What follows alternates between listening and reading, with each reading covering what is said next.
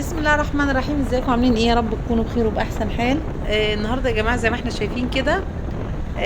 صحيت الصبح عشان اعمل فطار. لقيت اخويا ومراته بيتصلوا عليا وبيقولوا لي ان هم خارجين، رايحين مشوار، وقالوا لي تعالي هنقضي النهار كله هناك وهنتفسح كمان. طبعا انا ما كدبتش خبر، وقمت طبعا قافله على الفطار وقلت ايه، انت لابسه واتكلت على الله معايا. عايزه اقول لكم بقى الجو جميل جميل جميل. ده يا جماعه طريق مصر اسكندريه الصحراوي. عايزه اقول لكم ان انا رايحه عروس البحر الابيض المتوسط اسكندريه. عايزه اقول لكم اسكندريه من اجمل الاماكن اللي ممكن تتفسحوا فيها في مصر حقيقي يعني. بتحسي هناك بغض النظر عن المصيف ان انت تروحي تصيفي هناك، اصلا منظر البحر والخروج هناك والناس حاجه في منتهى الجمال. قلت بقى اروح اغير جو واشوف اسكندريه كمان من فوق شكلها ايه، وكمان اصور لكم اسكندريه من فوق زي ما انا هشوفها علشان تستمتعوا معايا بالمنظر الجميل. لفت انتباهي النهارده واحنا ماشيين ان الاراضي الزراعيه بدات تقل لان المباني بقت كتيره جدا، وكمان بدات تبقى على الطريق. يعني احنا متعودين دايما بنروح اسكندريه عن الطريق الصحراوي فما بنشوفش الايه الاراضي الزراعيه دي. فمن وقت طويل جدا جدا واحنا ما مشيناش على الطريق الزراعي، لقيت البيوت النهارده كتيره جدا على الطريق. وانا حاولت على قد ما اقدر ان انا ما اصورهاش علشان اخليكم تستمتعوا بالمناظر الجميله. فعايزه اقول ان الاراضي الزراعيه دي يا جماعه قطعه من الذهب، واحسن من الذهب كمان لان دي اللي بتطلع لنا الخير فعلا. فياريت نحافظ عليها على قد ما نقدر. دي اهم من البيوت واهم من ان حد يبني بيت ويقعد فيه. ده الخير الحقيقي. احنا وصلنا كده بقى لاسكندريه ان شاء الله. خلاص استنى ما ننزل نصور لكم بقى من فوق. بصوا ده الدور ال19، شايفين الجمال؟ ده شاطئ اهو، الناس بتصيف تحت. وده كده كوبري ستانلي اللي هو على شمالنا ده. ثانيه واحده. ايوه ده كوبري ستانلي اهو، هو حاليا مقفول، ممنوع حد يتمشى عليه. وبقيه الكورنيش زي ما احنا شايفين كده بداوا يعملوا عليه قعدات ويستثمروه. يعني عايزه اقول لكم القعده تحت جميله جدا جدا جدا. ده بقى ممشى كده معمول في اسكندريه عند السيرك الايطالي، يعني اللي يروح يسال على السيرك الايطالي جنبه كده في كافيتريات كتيره اتعملت علشان اللي عايز ياكل، او اللي عايز يشرب حاجه في كافيه مثلا. وهنا بقى الناس بتقعد تحت بعد السور ده كده، بتنزل تصطاد سمك. شايفين؟ تقريبا في حد بيأجر هنا سنارة، اللي عايز سنارة يصطاد سمك بينزل.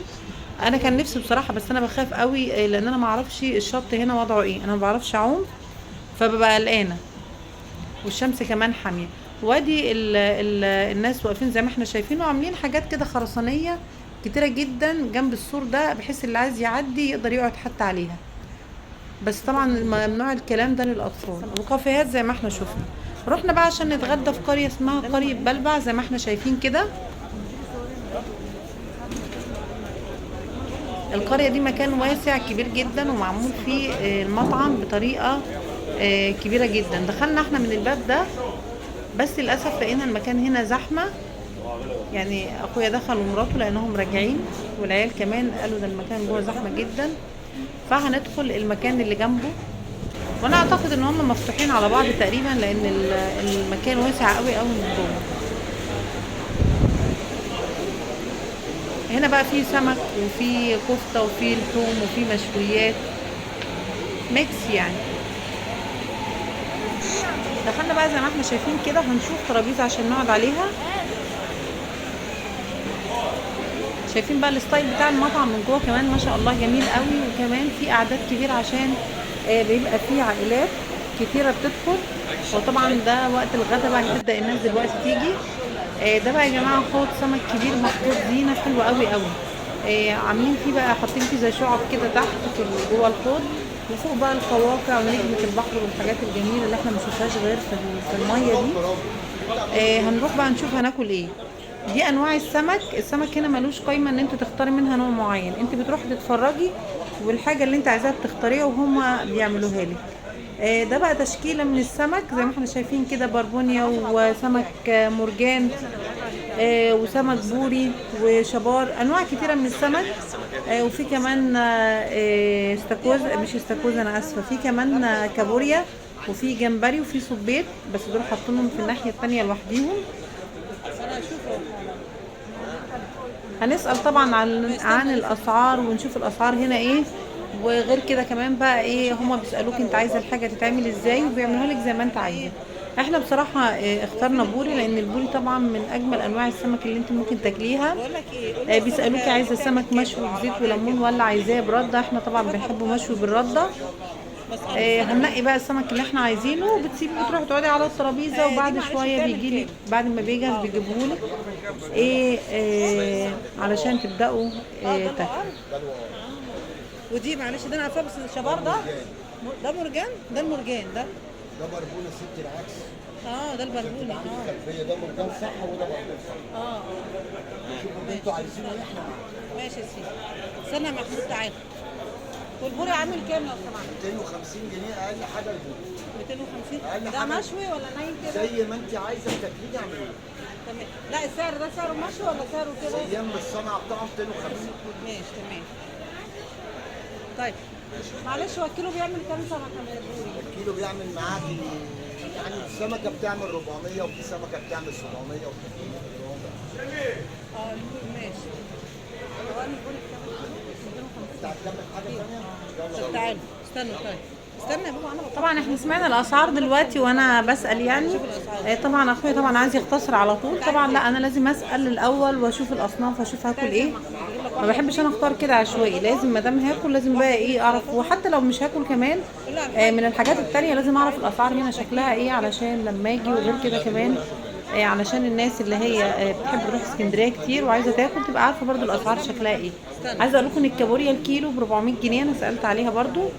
زي ما انا قلت لكم في الاماكن الساحليه الحاجات دي بتبقى غاليه شويه في المطاعم، عكس طبعا ما بتروحي تجيبيها من السوق. بس والله عايزه اقول لكم الحاجه ما شاء الله حلوه قوي قوي قوي وتحفه. احنا نقينا بقى خلاص. سلمى طبعا بنت اخويا ما بتحبش ملاش في الاسماك يعني قوي، فطبعا احنا جبنا لها كفته. فهي بقى ايه عايزه تتصور وهي بتاكل الكفته زي ما الناس كده بيطلعوا ياكلوا. بس طبعا التانيين بيجيبوا بقى كميات كبيره وبيقعدوا ياكلوا علشان يعملوا مشاهدات. هي بقى بصراحه هي صدفه وهي مهووسه بالفرجه على الحاجات دي، فهي كمان حبت تقلدهم يعني مش اكتر. المهم الناس بقى منزلينها دلوقتي على الترابيزه دلوقتي سلطات حلوه قوي قوي مشكله كول سلو وكمان سلطه طحينه، وعاملين ومنزل لنا كمان بنجر وجبنه قديمه معموله بالخيار والطماطم والطحينه. وعاملين كمان وحاطين مخللات، وبالاضافه الى كده منزلين كمان نوع زي السلطه كده بس حاطين عليها زي الدقه. عارفين الدقه اللي هي بتتعمل بالملح والثوم وكده والكمون. حاجه بصراحه جميله جميله جميله. وطبعا العيش عايزه اقول لكم جاي سخن جدا.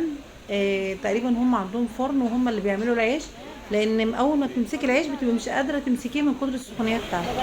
كده السمك وصل بقى وكل واحد خد اللي هو عايزه. عايزه اوريكم بقى ثواني السمكه اللي قدامي دي، انا مش هنقلها من الطبق بصراحه. عايزه اقول لكم ان لحم السمك حلو قوي قوي، طري مستوي وطري مش ناشف ما شاء الله، حاجه كده زي الزبده. شايفين بسم الله ما شاء الله، حاجه جميله.